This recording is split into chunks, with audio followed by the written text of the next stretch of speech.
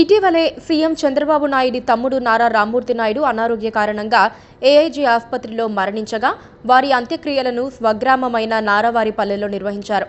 అదే క్రమంలో నేడు పెద్ద కర్మను నారా రోహిత్ గిరీష్లు నిర్వహించారు. ఏపీ సీఎం చంద్రబాబు నాయుడు ముందుగానే నారావారిపల్లికి చేరుకుని ఏర్పాట్లపై సమీక్షించారు. ప్రముఖులు విచ్చేస్తోన్న సందర్భంగా పోలీసులు గట్టి భద్రతా చర్యలు చేపట్టారు. తిరుపతి జిల్లా నారావారిపల్లెలో నారా రామ్మూర్తి నాయుడు పెద్ద కర్మ నిర్వహించారు. ఈ కార్యక్రమానికి నారా నందమూరి కుటుంబ సభ్యులు హాజరయ్యారు. నారా కుటుంబ సభ్యులు గ్రామస్తులతో కలిసి పెద్ద కర్మ జరిగింది. ముఖ్యమంత్రి చంద్రబాబు, నారా భువనేశ్వరి, నారా లోకేష్, నారా బ్రాహ్మణి, దేవాంశ్, నారా తిరుపతిలు ఉన్నారు. పెద్ద కర్మను నారా రోహిత్ సోదరుడు గిరీష్తో కలిసి నిర్వహించారు.